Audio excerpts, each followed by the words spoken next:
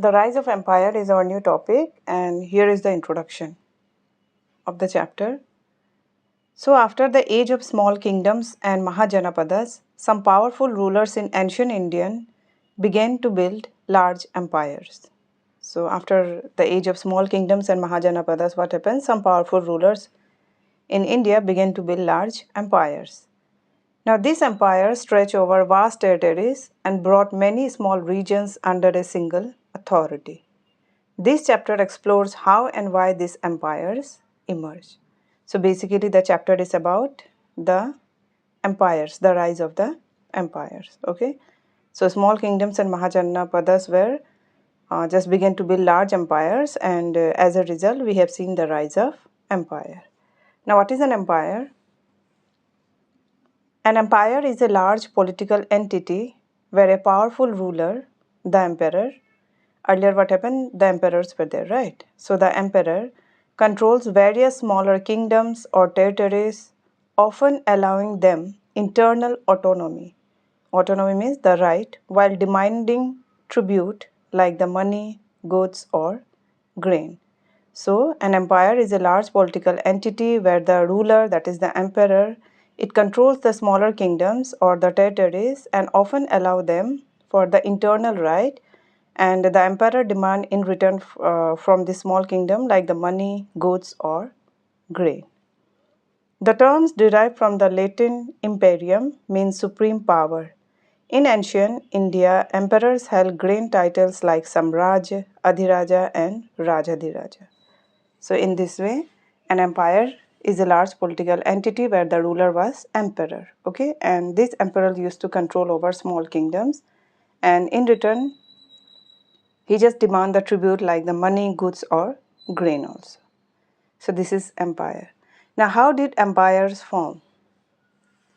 Most empires began as Mahajanapadas, that is the large kingdoms, that expanded through military conquest. Okay, so after fighting, they just expanded their region. Alliances. Alliances means an agreement between the groups or the countries to work together and support each other. And centralized administration. Centralized administration means top level of the this organization or the government will be have the power to assist, right?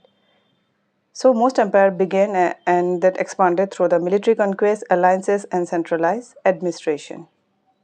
Apart from it, factors supporting this transition include strong armies with iron weapons and war elephant also.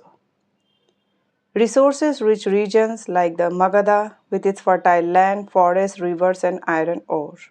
So Magadha was very much a fertile land and it has lots of natural resources also. Control over trade routes and management of guilds for stable economic growth. So guilds are an organization of people who do the same job or have the same interest or just aim. So to control over the trade routes and management of the guilds also for stable economic growth, what happened? These empires were formed. Ambitious rulers like Ajasatru, Mahapadmananda, Chandragupta Maurya, guided by Kautilya Arthasastra. So they were also so much ambitious, they just want to expand their empire, and in this way also these empires begin to form. Okay, so these are some of the factors or some of the reasons how did empires were formed. Right. Next, apart from it, key economic pillars were also there that just affect the formation of empire. They were the trade routes, and the guilds. So empires needed strong economies to support costly armies, infrastructures, roads, and naval fleets. So major routes were at that time, trade routes were Uttarapatha, that is northwest and east, and Dakshinapatha, that is central India to south. Okay, so in this way these were the major trade routes. Traded items were textiles, spices, gems, crafts, agricultural produce, and animals. Guilds were also there, they just uniting the traders, craftsmen, moneylenders, and farmers into self-regulated association with elected leaders. And guilds promoted collaboration, shared intelligence, and had autonomy. Kings rarely interfere if trade is thrift. So In this way, what happened? These empires needed strong economy and trade routes and guild became an important, the key economic pillars. Okay, so trading was going on and the guilds were also there. That is the organization of the people who have the same interests or aims also. They were just collaborating, share intelligence and had autonomy also with the king. And the major trade routes were the Uttarapatha and the Dakshinapatha. Okay. Next, Magadha. Magadha was a blueprint for empire. Let us see how. Located in present-day South Bihar, Magadha was very much leveraged. Fertile Ganga and Sun plain, iron ore was there, timber was there, elephant and riverine trade. And here the leaders and the dynasties were Ajasastru, that is strengthening the military and centralized governance. Nanda dynasty was there, where Mahapadma and Dhanananda were very much renowned. And then unified regions issue coins, maintain large armies, although unpopular later. Chandragupta Maurya with Chanakya overthrew the Nandas and founded the Mauryan Empire. So this is basically overview, a blueprint for the empire. Okay, so I will cover the detail about this in the next video, where I am going to cover the whole chapter in detail. Apart from it, we will see encounter with the Greeks, that is the Alexander and the Porus. So Battle of Hydaspes, that is 326 BCE by the Jhelum river, it was very much famous. Here what happened, Alexander defeated King Porus but impressed by his valor, that is great courage, and restored him as a satrap and appoint him as a governor. Although Alexander did not conquer the entire Ganga's valley, his campaign brought political and cultural exchanges. Example, dialogues with Indian gymnosophists, Greek influence in Northwest. So dialogues with Indian gymnosophists were the member of an ancient Hindu section. Okay, so here we have seen some exchange of Indian and Greek culture and Greek influence in Northwest due to Alexander. Now, administration and cultural impact also seen as the empire rise. Empire developed centralized bureaucracy based on Kautilya's Saptanga model.